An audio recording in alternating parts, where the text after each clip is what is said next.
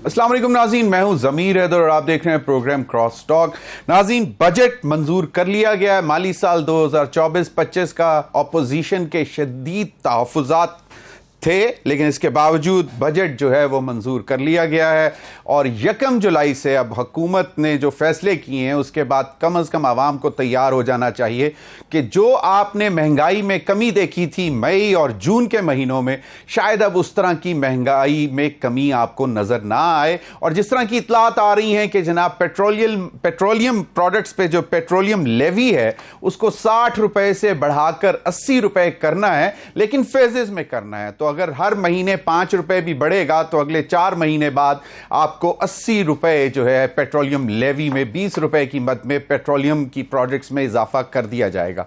अभी इतलात ये आ रही हैं कि शायद आलमी मंडी के में तेल की कीमतों में थोड़ा सा इजाफा हुआ है, जिसकी बरक्स जिसकी वजह से 8 रुपए शायद बढ़ाने का तजवीज़ है पेट्रोलियम प्रोडक्ट्स में ओवरऑल।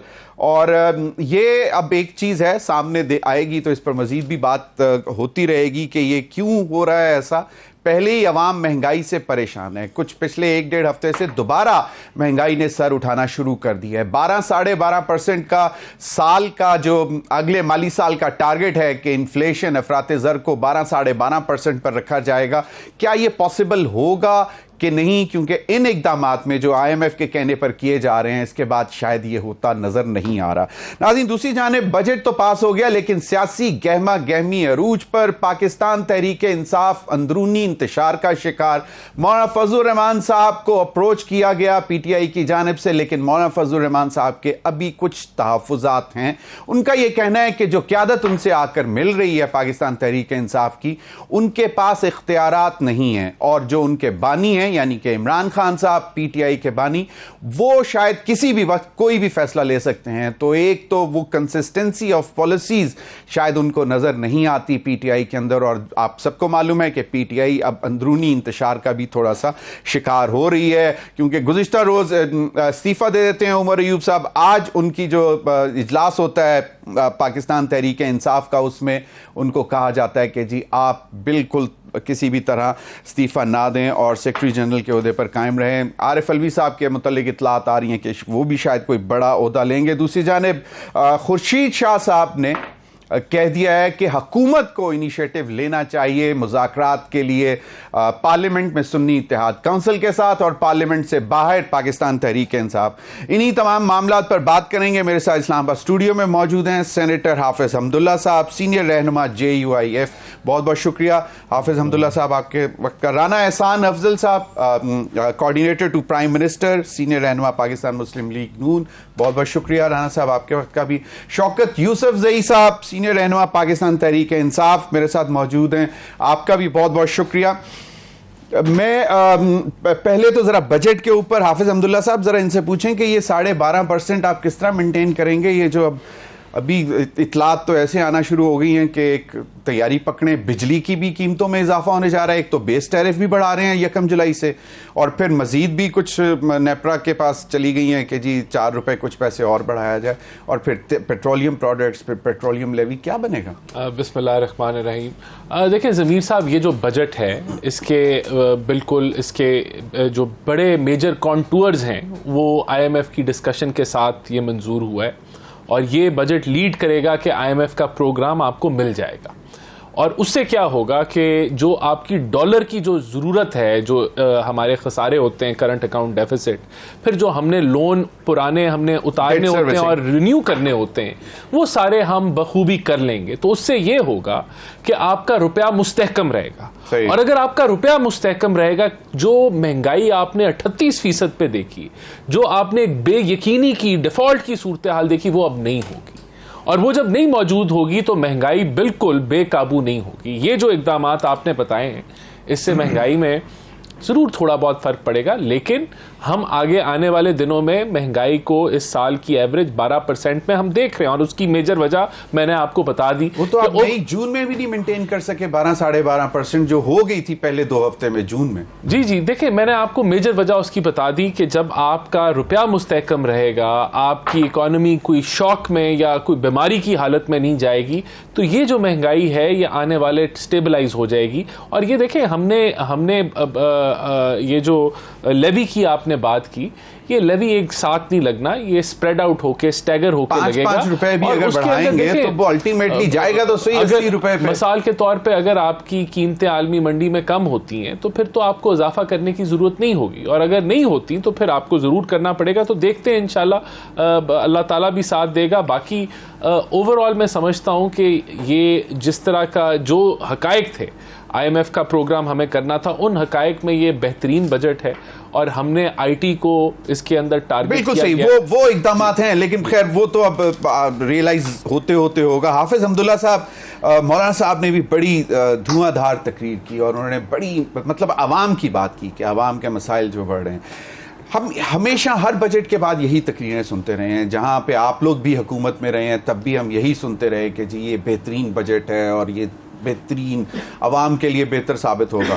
الٹیمیٹلی وہی ہوتا ہے. تو اس دفعہ بھی مان جائیں ان کی بات. بسم اللہ الرحمن الرحیم. بہت شکریہ. دیکھیں، آپ نے مولانا صاحب کی تقریر کا ذکر کیا جو انہوں نے اسمبلی میں کی، شاید آپ اسی کا ذکر کر رہے ہیں. جی بالکل. مولانا صاحب نے وہاں بھی یہ اعتراف بھی کیا کہ میں تو اقتصادی ماہر نہیں ہوں، لیکن اتنا ضرور میں سمجھتا بھی ہوں اور محسوس کرتا بھی ہوں اور دیکھ بھی رہا ہوں کہ جتنے ٹیکسز آپ لگاتے ہیں، ٹیکس در ٹیکس اضافہ ہوتا جا رہا ہے، اور یہ سارے کے سارے آپ نے عوام سے وصول کرنا ہے. تو جب عوام پہلے سے مہنگائی کی وجہ سے ڈوب چکے ہیں، ان کی معاشی حالت، اور آپ پر اس پر ٹیکس در ٹیکس لگا کر آپ وہ اضافہ بھی لیں گے تو یہ تو زندہ لاش بن جائے گی. تو لہٰذا عوام تیار نہیں ہے کہ آپ کو ٹیکس دے. کیوں تیار نہیں ہے؟ کیونکہ عوام کو موجودہ حکومت پر اعتماد نہیں ہے. صحیح. تو جب اعتماد نہیں ہے، ان کو پتہ ہے کہ یہ ٹیکس جو میں دے رہا ہوں یہ میری فلاح، میرے بہبود، میری ترقی، میری ہیلتھ، میری صحت، میری روزگار پر خرچ نہیں ہوگی، یہ سیدھا IMF کے جیبوں میں جائے گا. تو پھر میں ٹیکس کیوں دے دوں؟ ایک بات تو ان کی بات بجائے.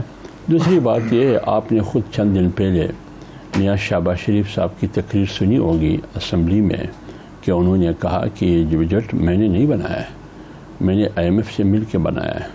اس کا مطلب یہ ہے، ہم بار بار کہتے رہے کہ یہ بجٹ نہ PMLN نے بنایا ہے، اور پیپلز پارٹی جو بجٹ تھی کہ ہمیں سے مشورہ نہیں ہوا ہے.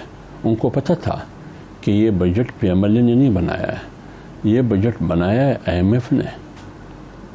لہٰذا ان کی شرائط کو سامنے رکھتے ہوئے تو اس سے ثابت یہ ہوا کہ یہ بجٹ عوام کے لیے نہیں ہے، یہ عوام کے امنگوں کے مطابق نہیں ہے، بلکہ یہ IMF کے ڈکٹیشن میں بنایا گیا ہے اور ان کے امنگوں اور ان کے شرائط کی روشنی میں بنایا گیا ہے. پھر آپ مجھے بتائیں اس سے سہولت کیسے ملے گی؟ کیا یہ سہولت ہے جو ابھی آپ نے اپنی ابتدائی میں کہا، اپنے تمہید میں کہا، اپنے انٹرویو میں کہا کہ پٹرول کی قیمت 60 سے 80 تک اور ڈیزل کی قیمت بھی 80 تک بڑھے گی؟ تو جب آپ پٹرول کی قیمت بھی بڑھائیں گے اور ڈیزل کی قیمت بھی بڑھائیں گے تو اس سے ہر چیز کی قیمت پھر بڑھے گی. صحیح. یا نہیں بڑھے؟ بالکل صحیح ہے، کیونکہ جو چیز بھی آپ کے گھر آنی ہے وہ ٹرانسپورٹ کے ذریعے دکاندار تک پہلے پہنچنی ہے، پہلے کھیت سے منڈی، منڈی سے دکاندار اور پھر گھر تک. تو یہ ان تمام چیزوں کی قیمتوں میں اضافہ آئے گا. تو عوام کو کیا ریلیف ملا؟ عوام کو کیا بلکہ ریلیف کے بجائے عوام تو تکلیف ہی تکلیف ہے اور تکلیف میں ہے اور تکلیف برداشت کر رہے ہیں. تو اس طرح ابھی بجلی ہے، میں نے سنا یہ ہے کہ ہو سکتا ہے کہ آگے چند دنوں میں بجلی کی فی یونٹ میں بھی اضافہ ہو جائے، ان کی قیمتوں میں اضافہ ہو، یہاں تک کہ فی یونٹ ابھی میرے خیال میں 60 روپے 65 روپے ویری کرتا ہے کمرشل اور نان کمرشل. ابھی عام کنزیومر جو ہے ڈومیسٹک کنزیومر اس کا 55 روپے. ابھی یہ جائے گا تقریباً کچھ عرصے کے بعد 100 روپے تک تو پہنچ جائے گا یہ. اور سولر سسٹم جو میں نے اپنی قیمت اپنے جیب سے پیسہ ادا کر کے یعنی آپ سورج پر بھی ٹیکس لگا رہے وہ ہیں. تو میرے خیال میں وہ کینسل کر دیا جی انہوں نے, وہ ڈیفر کر دیا. وہ کینسل کیا ہے, لیکن وہ اس لیے کینسل کیا ہے جب احتجاج اور ریزسٹ آیا تو اس کی وجہ سے کینسل کیا, لیکن ان کے ارادے اچھے نہیں ہیں, حکومت کے ارادے اچھے نہیں ہیں.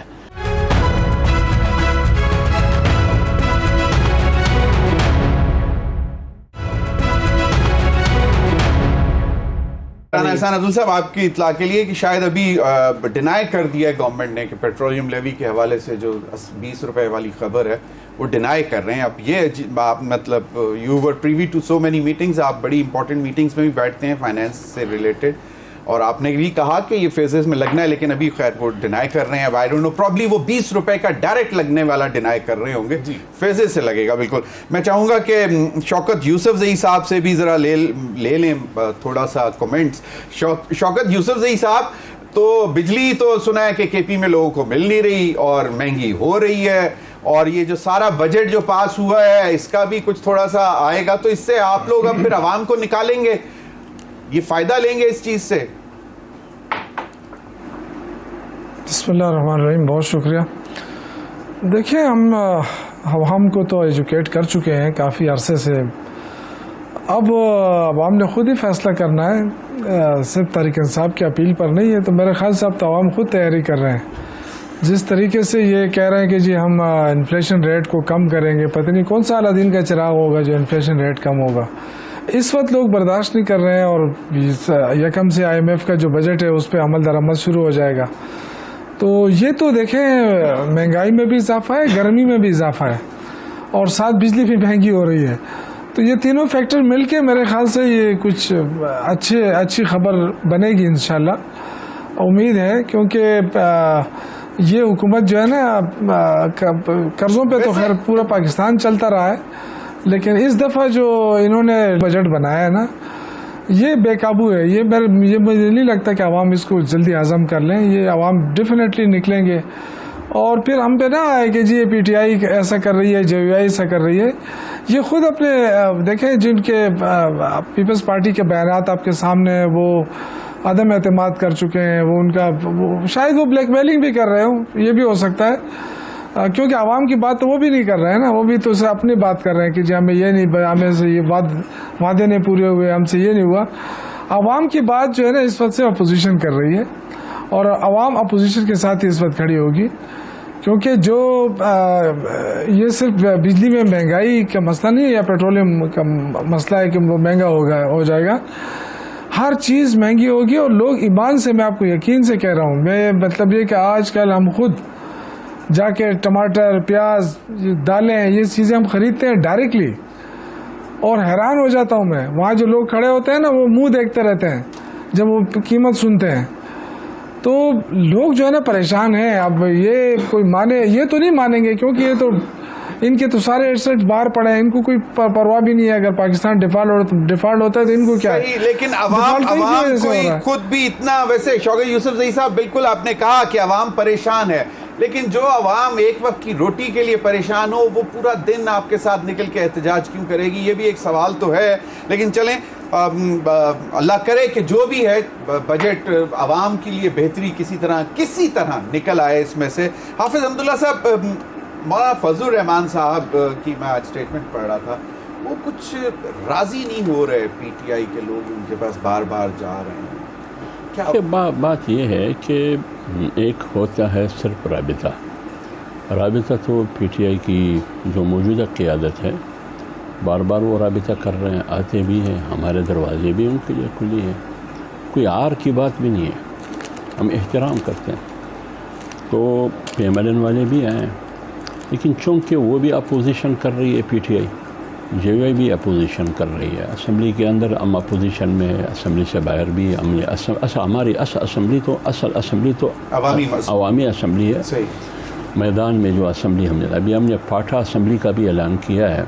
پاٹھا میں بھی ہم نے اپنا اسمبلی آج کل مولانا صاحب نے گرینڈ جرگہ کیا, اور اس میں پاٹھا اسمبلی کا بھی اعلان کیا گیا.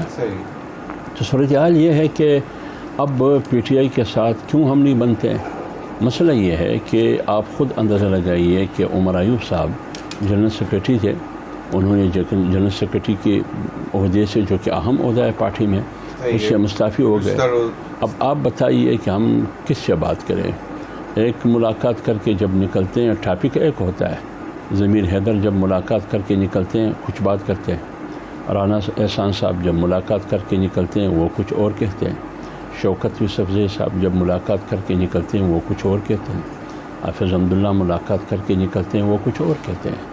یعنی ایجنڈا ایک ہے لیکن باتوں میں مختلف ہے، جو قیادت ہے ان کی باتوں میں اختلاف ہے، صحیح بات ایک نہیں ہے۔ اب سوال یہ ہے کہ ہم کس سے بات کریں؟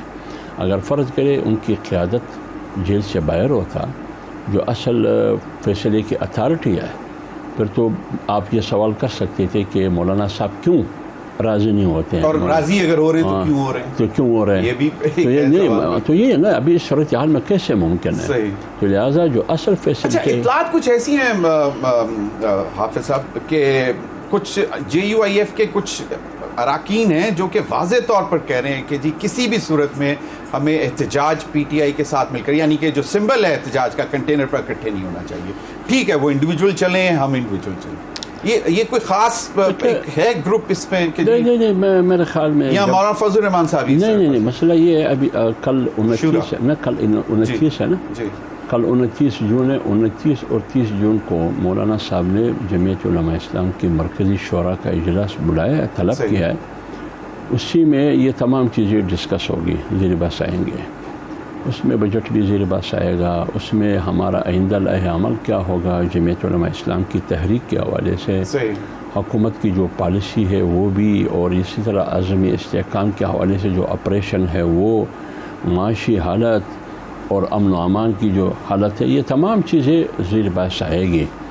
لیکن یہ بات کرنا کہ پارٹی کے اندر بے شک ایسی سینیٹر حافظ حمداللہ کی ذاتی رائے کیا ہے اس حوالے سے؟ دیکھیے میری کوئی ذاتی رائے نہیں ہے، میری رائے وہ ہے جو پارٹی کی رائے، پارٹی کی رائے ہے، میرے کوئی ذاتی رائے نہیں۔ دیکھیے ایک ایسی انڈیویجول چیز ہے، انفرادی طور پر اگر آپ مجھ سے پوچھیے، لیکن یہ ایک ایسا اہم فیصلہ ہے جس میں ہماری ذاتی رائے کی کوئی حیثیت ہی نہیں ہے۔ میں ذاتی رائے دوں تو خواہ کیوں میں وہ مولانا کی باتیں پنگا لے لوں؟ صحیح ہے، بالکل۔ تو مجلس شورا میں سینیٹر حافظ حمداللہ صاحب کا موقف کیا ہوگا اس وہ تو شورا میں بیان کروں گا نا، یعنی بتائیں گے ضمیر حیدر صاحب کے مجلس میں، تو میں جب میں شورا میں جاؤں گا اگر میں گیا تو پھر میں وہاں شورا میں اس میں اپنا موقف واضح کروں گا کہ میری رائے کیا ہے۔ صحیح جی۔ رانا احسان افضل صاحب، اب یہاں پہ بھی مولانا فضل الرحمان صاحب نے بھی وہی بات کی، خشیشہ صاحب بھی وہی بات کر رہے ہیں کہ تجویز جو ہے وہ پرائم منسٹر کی بھی وہی ہے، اور ان آفیشیلی PTI بھی چاہتی ہے مذاکرات، لیکن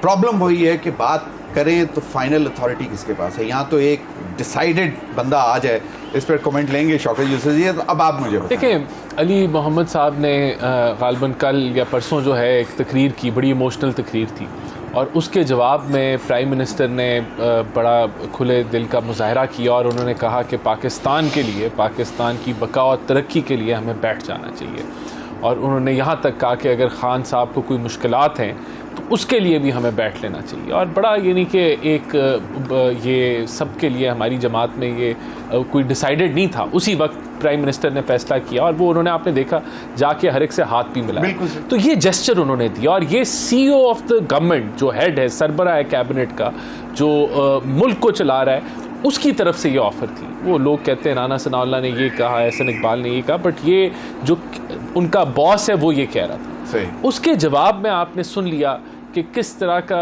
رد عمل جو ہے وہ PTI کی طرف سے آیا یا سنی اتحاد کونسل کی طرف آیا۔ تو اس سے کیا ظاہر ہوتا ہے؟ دیکھیں ہم ان کا مینڈیٹ 2018 میں نہیں مانتے تھے، دھاندلی زدہ مینڈیٹ تھا، لیکن ہم مساق معیشت کی، ملک کے مفاد کی بات کر رہے تھے، تب بھی یہ ہمارے سے بات نہیں کرنا چاہتے تھے۔ آج ہم دوبارہ پرائم منسٹر نے آفر کی اور رد عمل جو ہے وہ سامنے آ گیا۔ آپ کے کچھ لیڈرز کی طرف سے بھی تو اس قسم کے بیانات آتے ہیں نا کہ جی نہیں، اگر رانا ثناء اللہ صاحب بول رہے ہیں اور وہ ایک بڑی امپورٹنٹ پوزیشن پر ہیں، اور وہ کہتے ہیں کہ جی اگر عمران خان صاحب باہر نہیں آ سکتے، مطلب بات یہ ہے کہ عدالتوں میں معاملات ہیں، اس قسم کی اسٹیٹمنٹ یہ سب کچھ نہیں، یہ سب کچھ احسن اقبال صاحب کہتے ہیں کہ جی اگر وہ جیل سے باہر آ گئے تو ملک تباہ ہو جائے گا، تو ان کا بیان اور رانا ثناء اللہ کا بیان بے معنی ہو جاتا ہے، کیونکہ ان کا باس جو ہے جو ان کا بھی جو سربراہ ہے, جو شہباز شریف صاحب ہیں, جو وزیر اعظم ہیں اس ملک کے, وہ آفر دے رہے ہیں. یہ چیزیں تو یہ تو ایسے ہے نا کہ آپ کہیں کہ جب سینئر ترین آدمی جو ہے حکومت کا وہ آفر دے رہا ہے تو وہ ایک علیحدہ بات ہے, اور یہ بڑی مسڈ اپرچونٹی تھی. اب پرائم منسٹر نے باقی اپنے ساتھیوں کو کہہ دیا کہ اب اس قسم کی بیان بازی نہیں ہوگی. نہیں, یہ تو دیکھیں تالی تو دو ہاتھ سے بجتی ہے نا. ہم نے تو ہاتھ آگے کر دیا, انہوں نے آگے سے جو ہے وہ اس کو جھٹکا دیا, اس کو کہا کہ ہم اس میں انٹرسٹڈ ہی نہیں ہیں. تو ہم نے تو آفر کی, اور اب بھی دیکھیں کوئی وقت کوئی گزر نہیں گیا. یہ تو انہوں نے ڈیسائیڈ کرنا ہے نا. ان کا مسئلہ کیا ہے, ان کا مسئلہ کیا ہے کہ خان صاحب جو ہیں ان کے اندر وہ مادہ ہی نہیں ہے کہ جس کے اندر اپنے جو حریف ہیں, جو سیاسی پولیٹیکل پارٹیز ہیں, جو جمہوری روایات ہیں, ان کو آگے لے کے چلیں اور ان کے ساتھ بیٹھیں اور بات چیت کریں.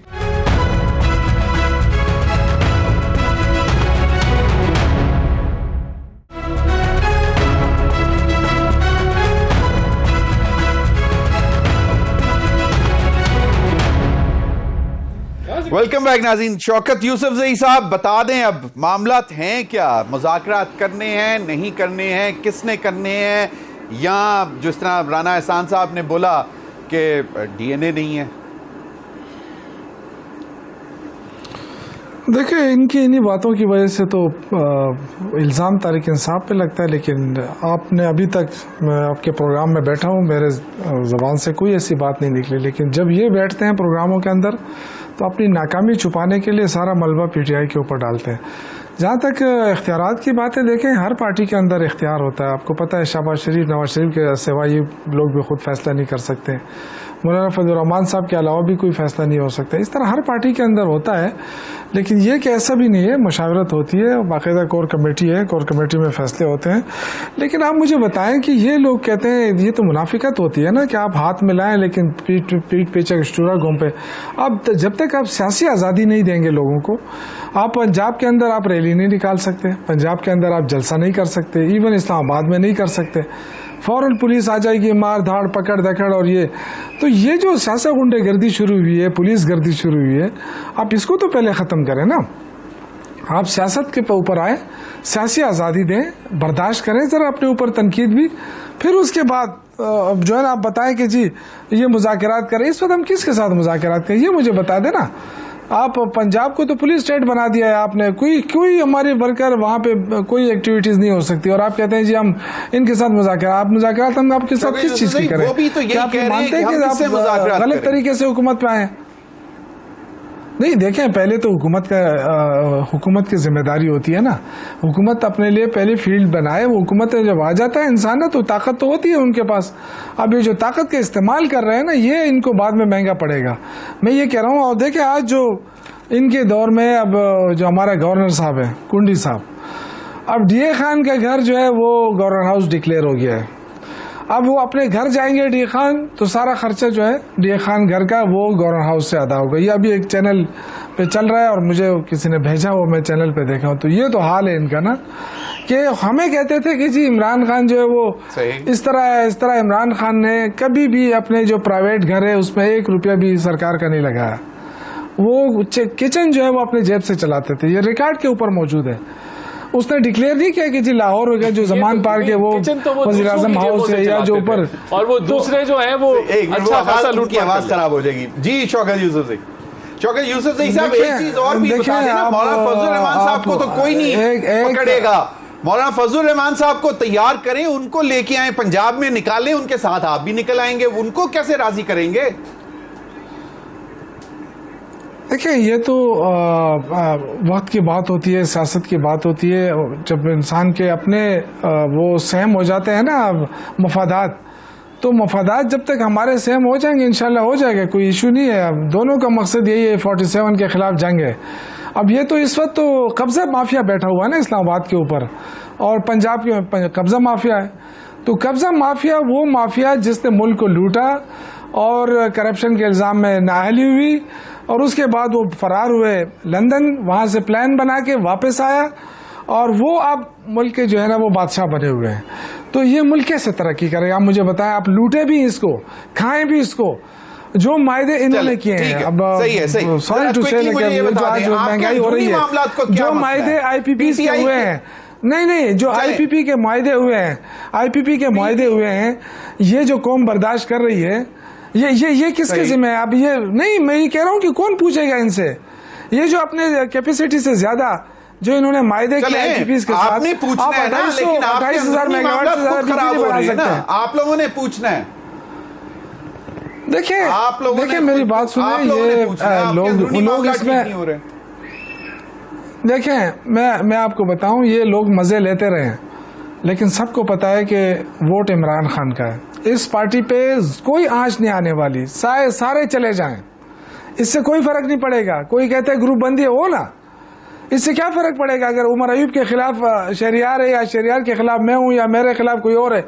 اس سے کوئی فرق پڑنے والا نہیں ہے. یہ وہ پارٹی نہیں ہے. معاملات اس طرح اس وقت عوام تک چلے گئے عمران خان کہ نظریاتی بنانے کی بھی باتیں ہو رہی ہیں نا. کچھ بھی نہیں ہے، نہ کوئی نظریاتی بن سکتا ہے، نہ کوئی جو نظریاتی بنے گا وہ جائے گا، پارٹی سے جائے گا. کوئی پارٹی میں نہیں رہے گا، جو جائے گا وہ جائے گا. پھر پارٹی شادی نہیں ہے. بہت سارے لوگوں نے دیکھ لیے ہیں کہ کسی نہ کسی طرح جو صورتحال ہے اس میں ملک کو اور عوام کو مسائل سے نکالنا. بیسک تو یہی ہے. اب اگر احتجاج کی ہی سیاست جاری رہے گی تو آپ کا نہیں خیال کہ یہ معاملات ذرا مشکل سے حل ہوں گے؟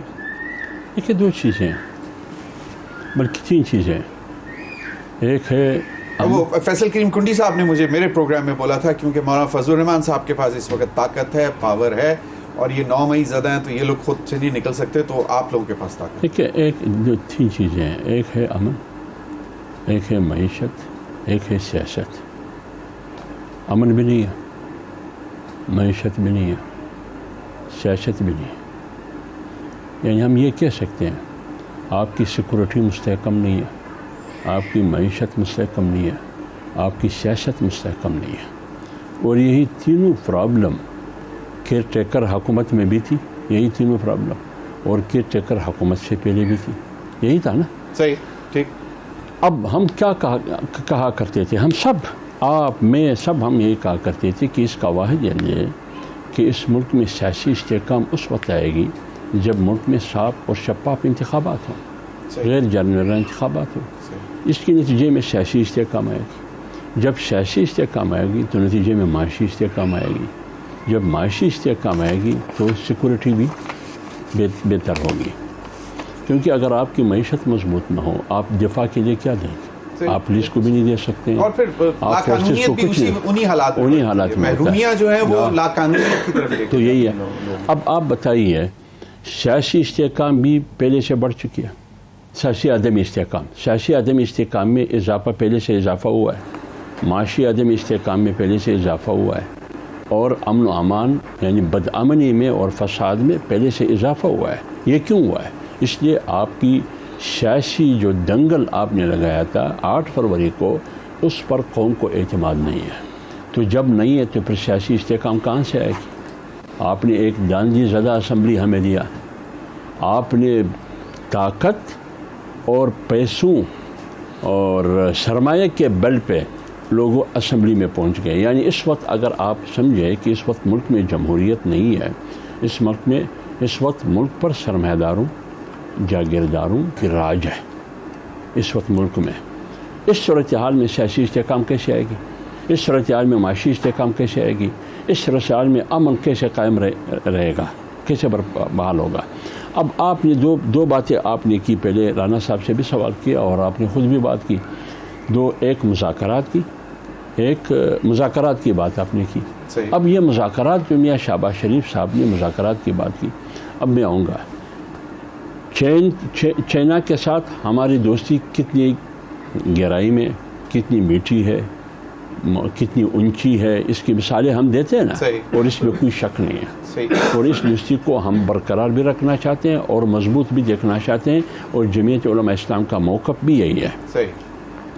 لیکن مولانا صاحب نے پچھلے دن تقریر میں بھی کہا، تو جب انہوں نے کہا کہ ملک میں سیاسی استحکام نہیں ہے، انہوں نے یہ بھی کہا کہ آپ کی سیکورٹی بھی ٹھیک نہیں ہے. تو جب یہ باتیں دو ہو گئی نا، آپ سیکورٹی بھی ٹھیک نہیں ہے اور دوسری بات سیاسی استحکام بھی نہیں ہے. اب سیاسی استحکام کے رد عمل میں میاں شہباز شریف صاحب نے کہا مذاکرات، ٹھیک، اور سیکورٹی کے حوالے سے کہ امن و امان نہیں ہے، عزم استحکام آپریشن. نہیں آپریشن ہٹا دیا اب. نو دیکھیں نا، یہ چلیں ٹھیک ہے، الفاظ کے ہیر پیر میں قوم کو مبتلا نہ کریں، یہ ورغلانے کی ایک ناکام کوشش ہے. اس لیے میں کہہ رہا ہوں کہ جب اس صورتحال میں ہر طرف سے عدم استحکام ہے، ہر طرف سے تزلزل ہے، ہر طرف سے انتشار ہے، یعنی میں دوسروں کی پارٹیوں میں میں کیوں دخل اندازی کروں؟ مسلم لیگ سے ناراض ہے. اچھا، یہ ان کے اندر بھی معاملات خراب ہیں. پیپلز پارٹی سے پیپلز پارٹی ناراض ہے. آپ خود دیکھیں، سندھ پیپلز پارٹی کی قیادت کی ورژن دیکھیں اور پنجاب پیپلز پارٹی کی قیادت کی ورژن دیکھیں، بہت بڑا فرق آپ محسوس کریں گے. صحیح. اسی طرح پی ٹی آئی کے اندر آپ نے بتایا، وہاں بھی پی ٹی آئی سے ہی ناراض ہے. واحد پارٹی جمعیت علماء اسلام ہے کہ وہ میدان پر کھڑی ہے.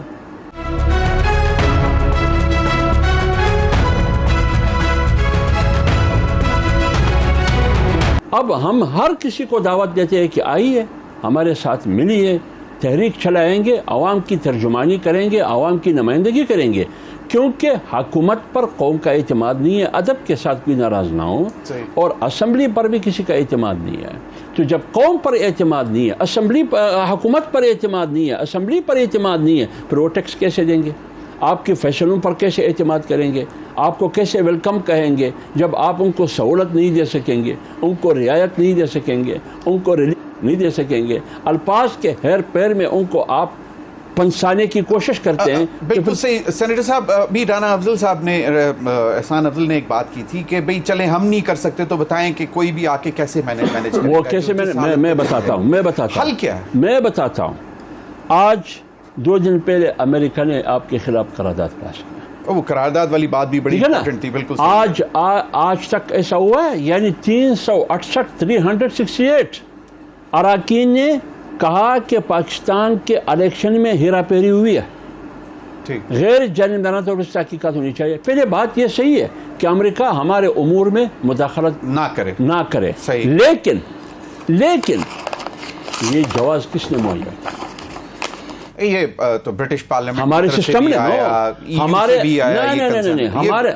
کنسرن وہاں سے بھی آئے نہیں، ہمارے سسٹم نے مہیا کیا ہے. جب آپ داندلی کریں گے، جب آپ داندلی کے ذریعے لوگوں کو اسمبلی میں پہنچائیں گے، جب آپ طاقت اور دولت کے بل پر لوگوں کو اسمبلی میں پہنچائیں گے، تو اس لیے آپ اگر مجھے ورغلاتے ہیں، مجھے ڈراتے ہیں، دمکاتے ہیں، لیکن دنیا کو تو نہیں کر سکتے. دنیا کو نہیں کر سکتے. جب آپ خود ایک چیز کر رہے ہیں تو دنیا کو آپ موقع دے رہے ہیں کہ وہ آپ کے خلاف قرارداد پاس کر رہے ہیں. ورنہ امریکہ کی کیا ضرورت ہے کہ وہ ہمارے خلاف قرارداد پاس کرے؟ لیکن یہ ماحول کس نے مہیا کیا ہے؟ یہ جواز کس نے فراہم کیا ہے؟ رانا احسان افضل صاحب، اب مجھے بتائیں کہ یقیناً ایک قرارداد آئی، وہ بڑی مطلب تھمبنگ میجورٹی سے پاس بھی ہو گئی. پی ٹی آئی نے اس کی مخالفت کی، حالانکہ مجھے سمجھ نہیں آئی اس بات کی کہ کیوں مخالفت کی، کیونکہ وہ تو اس بات کے بڑے حامی ہیں کہ کوئی بھی غیر ملک جو ہے وہ آپ کو مداخلت نہ کرے، اور سائفر کو بھی مداخلت ہی ڈکلیئر کیا گیا تھا.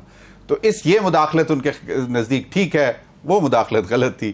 چلیں اب آپ مجھے بتائیں کہ یہ کیا جواز خود دیا؟ دیکھیں، یہ نہیں، میں نہیں سمجھتا کانگریس کے پاس انہوں نے کون سی ایسی تحقیق کی یا کون سے ایسے وہ آبزرور بن کے آئے یہاں پاکستان میں کہ وہ ایسی قرارداد پیش کریں. اس چیز میں تو کوئی جو ہے وہ ڈھکی چھپی بات نہیں ہے کہ پی ٹی آئی نے لابیسٹ اپنے ہائر کیا اور انہوں نے ایک بھرپور کوشش کی امریکہ کے اندر، اور ویسے بھی وہاں لابیز کا سسٹم چلتا ہے اور الیکشن آ رہے ہیں، وہاں ڈونیشنز بھی چاہیے، تو وہ فیکٹر ہے. اور ان کے کچھ سینیٹرز نے بڑی سخت باتیں کی کہ ہم جو ہے آئی ایم ایف کو استعمال کریں گے ان کو کنٹرول کرنے کے لیے. تو یہ تو وہی موقف ہے جو پی ٹی آئی یہاں اپناتی ہے کہ آئی ایم ایف کو خط لکھو کہ ان کو قرضہ نہ دے تاکہ ملک ڈیفالٹ کر جائے. تو یہ ساری کڑیاں جو ہیں وہ ملتی ہیں. اور دیکھیں، بات سب سے بڑی یہ کہ ایک طرف تو ہم کہتے ہیں ایبسولوٹلی ناٹ، ہم کہتے ہیں کہ ہم کسی کے غلام ہیں یا ہم کسی سے ڈکٹیشن لیں، اور دوسری طرف کیونکہ آپ کو مینڈیٹ نہیں ملا، آپ کی خواہشات کے مطابق رزلٹ نہیں آئے، تو آپ آج امریکہ کے موقف کو کہیں کہ ہاں یہ جو مداخلت امریکہ کر رہا ہے کیونکہ یہ ہمارے موقف کے ساتھ ملتا ہے تو ہم اس کو مانتے ہیں اور تسلیم کرتے ہیں، اور امریکہ نے تو بہت یہ بم دھماکہ کر دیا اور یہ اس کے تو بڑے اثرات ہوں گے اور اب تو ہمیں سدھر جانا چاہیے کیونکہ امریکہ نے کہہ دیا ہے، کیونکہ ہمارے جو مائی باپ ہیں انہوں نے ہمیں یہ کہہ دیا ہے، ہمارے موقف کو جو ہے وہ انہوں نے سپورٹ کیا ہے تو یہ تو او ہو. تو یہ کون سی ہپوکریسی ہے؟ ایک طرف آپ کہتے ہیں کہ ہم امریکہ کو نہیں مانتے, ہم ان کو ایبسولوٹلی, اور دوسری طرف آپ اس کی جو ہے وہ مثالیں دے رہے ہیں. تو یہ ساری تانے بانے آپ کے یہ بڑی, لیکن بات وہی ہے نا, دھواں وہیں سے مطلب اٹھتا ہے. دیکھیں یہ تو ہر الیکشن کے اندر آواز اٹھی ہے, ہر الیکشن میں آواز اٹھی ہے, نہیں اٹھنی چاہیے. اس کا حل مل کے بیٹھ کے, اور مل کے بیٹھ کے دیکھیں. میں نے مثال دی تھی, ڈی این اے کی بات کی تھی. خان صاحب یہ JUIF تو پی ٹی آئی کے دور میں بھی جو انہوں نے لانگ مارچ کی, پی ایم ایل این سے تو مذاکرات کرنی نہیں ہے, کیونکہ حافظ حمداللہ صاحب نے میرے پروگرام میں کہا تھا کہ پتھر پر لکیر ہے. دیکھیں میں لیکن ان کے بارے میں یہ کہنا چاہ رہا ہوں کہ جو انہوں نے لانگ مارچ کی اور پھر اسلام آباد میں آ کے یہ بیٹھے, ایک پتھر بھی, ایک پتا بھی نہیں گرا. تو انہوں نے ملک کو کبھی انہوں نے یہ نہیں کہا کہ بل پھاڑ دو, کبھی انہوں نے یہ نہیں کہا کہ ہم جو ہے وہ ہنڈی کے ذریعے پیسے بھیجو یا ریڈیو پاکستان پہ حملہ آور ہو جاؤ. تو یہ سیاست یہ نہیں کرتے. ان کا احتجاج ہمیشہ وہ ایک پیرائے میں ہوتا ہے, اور بڑی اچھی بات ہے یہ.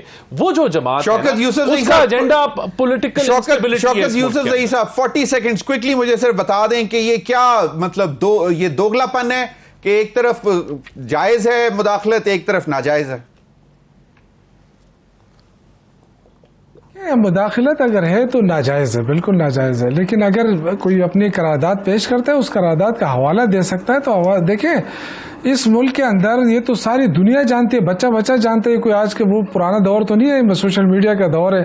کس طریقے سے فارم 45 کو نظر انداز کر کے فارم 47 بنایا گیا, یہ کوئی نظر انداز کرنے والی بات ہے. عمران خان جب بیٹھتا تھا کسی بھی کے سامنے تو وہ ٹانگ پہ ٹانگ ڈال کے اس طرح پاکستانی بن کے بتاتا تھا کہ میں پاکستانی ہوں. یہ لوگ تو بیچارے, یہ ان کا کیا اوقات ہے یار, یہ کس طرح سیاست کرتے ہیں. اگر یہ ڈنڈے کے زور پہ سیاست کر رہے ہیں, کسی کا کندھا استعمال کر کے, اور یہ سمجھتے ہیں کہ عوام کو ہم دبا کے ساری زندگی اس طرح نہیں کر سکتے, ہم نہ غلام ہیں نہ بنیں گے. انشاءاللہ تعالی ان کا یہ آخری دور ہے اور ان کی سیاست ختم ہے. پیپلز پارٹی ہاتھ کھینچ رہی ہے. صحیح, چلیں حافظ حمداللہ صاحب کوئکلی مجھے یہ بتا دیں کہ کیا یہ اس تمام صورتحال کو جو آپ نے سنی ہیں باتیں, یہ مطلب نکل سکتے ہیں سارے لوگ, نکل آئیں گے عوام؟ یہ سارے پریشرز آ رہے ہیں کہ جی اب وہ باہر سے بھی آ رہا ہے. دیکھیں ہم تو کوشش کریں گے. ابھی آپ نے کہا عوام کیسے نکلیں گے. اگر کینیا میں, غالباً کینیا میں کچھ دن پہلے بجٹ میں جو مہنگائی میں اضافہ انہوں نے پارلیمنٹ پہ حملہ کر دیا, انہوں نے پارلیمنٹ پہ حملہ کیا. وہ نکلے مارداڑ آپ کے سامنے احتجاج. یہ لوگ جو نکلے پارلیمنٹ پہ حملہ کیا, انہوں نے احتجاج کیا. لیکن آپ کا تو موقف یہ ہے کہ پرامن احتجاج کریں, اس قسم کا حملہ شملہ تو نہیں ہے. نہیں, میں جو بات کرنے دیں آپ, تو کیا پاکستان میں نہیں نکل سکتے ہیں؟ میں یہ نہیں کہہ رہا ہوں کہ پارلیمنٹ پر حملہ ہو, خدا نہ کرے. کیوں پارلیمنٹ پر حملہ ہو؟ نہیں, پارلیمنٹ نے کیا جرم کیا ہے؟ پارلیمنٹ پر ہم یہ کہتے ہیں کہ عوام کو نکلنا چاہیے. جمعیت علماء اسلام عوام کی امنگوں کے مطابق تحریک چلا رہی ہے. جمعیت علماء اسلام روڈوں پر ہے, جمعیت علماء اسلام ایوان میں بھی ہے, اور زیادہ سے زیادہ ایوان سے باہر ہے. تو لہٰذا عوام کی نمائندگی ہم کر رہے ہیں. عوام کے لیے, عوام کے حقوق کے لیے, ان کی ہیلتھ کے لیے, صحت کے لیے, ان کی روزگار کے لیے, ان کی تعلیم کے لیے, ان کی زندگی کی ضروریات کو پوری کرنے کے لیے ہم آگے ہیں. لیکن عوام ہمیں سپورٹ کرے تو عوام نکلے. اگر عوام نہیں نکلیں گے, اور عوام نہیں نکلیں گے, جو لوگ ایئر کنڈیشن کمروں میں بیٹھے ہیں مزے کرتے ہیں, وہ آپ کو حقوق نہیں دیں گے. وہ آپ کو حقوق نہیں, آپ کو نکلنا ہوگا. بہت بہت شکریہ آپ تینوں حضرات کا. ناظرین, ہمیں جوائن کیا ہے بریگیڈیئر ریٹائرڈ حارث نواز صاحب نے, سابق سندھ کے صوبائی وزیر داخلہ بھی رہے ہیں. بہت بہت شکریہ بریگیڈیئر صاحب آپ کے وقت کا. جی بریگیڈیئر صاحب, اب ویژن استحکام پاکستان شروع ہونے جا رہا ہے تو اپوزیشن جو ہے وہ شور مچانے لگی ہے. جو خواجہ صاحب نے باتیں کی اس وقت بھی ہم یہ کرتے تھے, اور لیکن پھر ہمیں بتایا جاتا تھا کہ گڈ طالبان اور بیڈ طالبان. سر, اس کو کس طرح لوگوں کو یقین دلایا جائے کہ بھائی یہ ضروری ہے؟ دیکھیں, بات سنیں ضمیر صاحب, سب سے پہلے بات سمجھنے کی ہے کہ ایسے ایشوز کو بالکل کنٹروورشل نہیں بنانا چاہیے. یہ ایک نیشنل سیکورٹی ایشو ہے. پاکستان کی بقا, سلامتی, پاکستان کے عوام, فوجی اور سول اینڈ فورسز کی جان و مال کی حفاظت کی بات ہے. کوئی کمپرومائز نہیں. افسوس کی بات ہے کہ اس کے ہم سب مل کے سیاست کرنے لگ جاتے ہیں. اگر آپ کو کوئی پرابلم تھی آپ یہ کہتے ہیں کہ we definitely will support this operation جو بھی عزم استحکام ہے, لیکن چاہیے کہ ہمیں حکومت اور سیکورٹی فورسز میں بریف کریں, ڈیبیٹ کر لیں تاکہ ہمیں کے خد و خال کا پتہ چلے. That should have been done.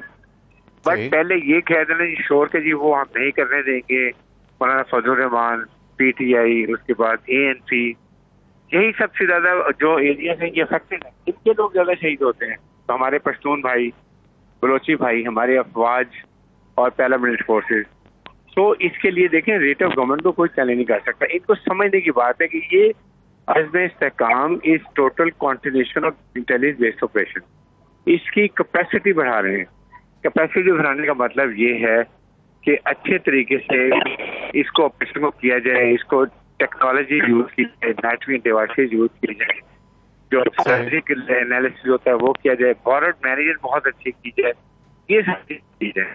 لیکن بات یہ کہ ہم سمجھ ہی رہے کہ جی ہم نے نہیں کرنے دینا. اگر نہیں کریں گے فوجی مرتے رہے, آپ کے پشتون بھائی مرتے رہے, ہمارے بلوچ بھائی مرتے رہے, اور ہم چپ کر تماشا دیکھیں. بہت بہت شکریہ بریگیڈیئر حارث نواز صاحب آپ کے وقت کا. ناظرین اب تک کے لیے اتنا ہی, اجازت دیجیے, اللہ حافظ.